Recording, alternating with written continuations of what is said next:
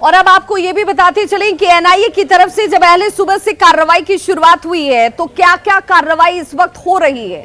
बिहार के कई जिले जिनमें पटना, नालंदा, फुलवारीशरीफ के साथ ही साथ कटिहार, मोतिहारी, ये वो तमाम जगह है जहां पर टीम की तरफ से इस वक्त पूछताछ और छापेमारी की कार्रवाई की जा रही है। पटना, दरभंगा और मोतिहारी में एनआईए की टीम की ये बड़ी कार्रवाई छापेमारी के तौर पर वीडियोग्राफी की ये तस्वीरें आप देख रहे होंगे, जहां घर के चारों तरफ वीडियोग्राफी भी करवाई गई।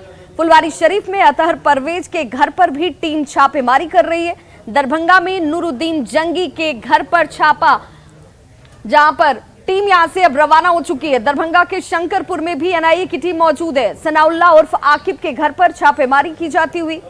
शंकरपुर में मुस्तकीम के घर पर टीम की मौजूदगी और स्थानीय पुलिस टीम का सहयोग भी लिया जा रहा है। मोतिहारी के चकिया की बात कर लें, रियाज मारूफ, जिस पर आतंकियों को ट्रेनिंग देने का आरोप है, इस बाबत उसके घर वालों से पूछताछ की जा रही है। किशनगंज और अररिया में भी एनआईए की टीम पूछताछ और तलाशी करती हुई।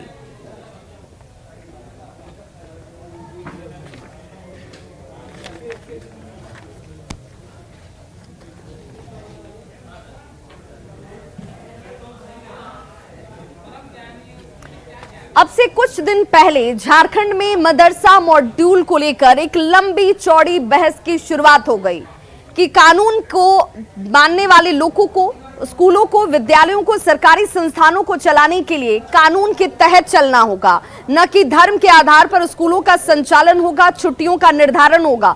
लेकिन अब बिहार से भी ये खबरें सामने आ रही हैं, जहां पर सरकारी स्कूलों में, सीमांचल के इलाकों में मदरसा मॉड्यूल को फॉलो किया जा रहा है। स्कूलों में रविवार की जगह शुक्रवार को छुट्टी दी जाती है।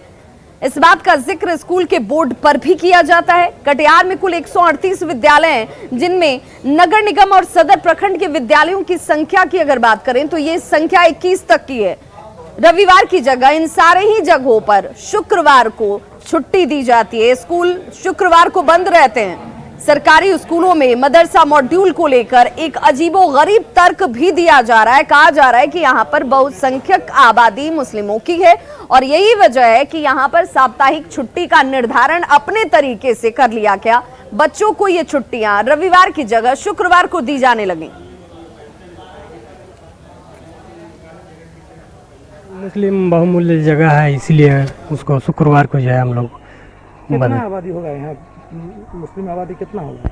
मुस्लिम आबादी स्कूल के हिसाब से जो है यहाँ 95% है। अच्छा, तो ये कब से चल रहा है? ये कौन साल से मोटा मोटी चल रहा है? लगभग 2007 तभी से ही है। जी जी।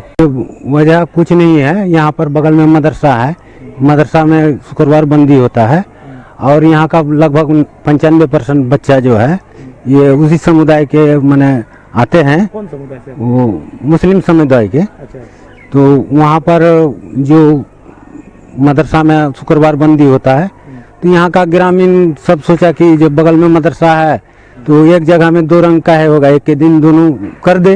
बच्चे लगभग जहाँ जानकारी हमको प्राप्त हुआ है, बच्चे वहाँ 99% कहीं 100% बच्चे जो है माइनॉरिटी के हैं। वहाँ 90% 99% बच्चे जो है माइनॉरिटी के हैं और ये बहुत दिनों से 50 साल 60 साल 1947 से 50 से 1960 से यह विद्यालय चल रहा है। बिहार के हिंदी विद्यालयों में मदरसा कल्चर हावी होने की एक चर्चा इन दिनों जोरों पर है।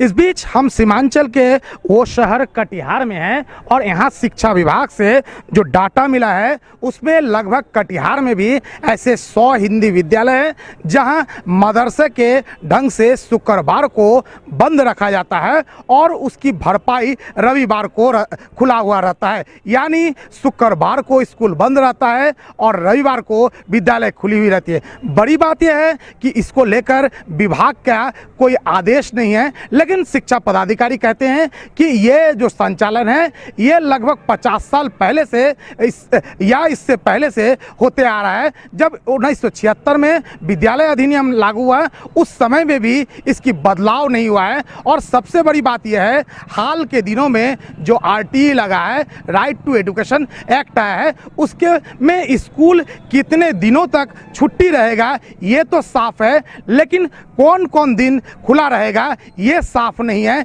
इस कारण यह स्थिति यथावत है। फिलहाल इस पर पूरे बिहार में बहस छिड़ा है और हो सकता है आने वाले दिनों में इसको लेकर कोई ठोस निदान आए। सुब्रत, न्यूज़ 18 कटिहार। और ऐसे में कई सवाल उठते हैं और ये सवाल इस वक्त न्यूज़ 18 की तरफ से भी उठाया जाता हुआ कि सरकारी स्कूल में मदरसा मॉड्यूल आखिर क्यों? रविवार की जगह शुक्रवार को छुट्टी क्यों घोषित की गई? मदरसा मॉड्यूल पर प्रशासन की तरफ से चुप्पी क्यों है? ये तमाम उस सवाल है जिनके जवाब अधिकारियों को देने होंगे। छुट्टी को लेकर स्पष्ट नियम क्यों नहीं जारी किए गए?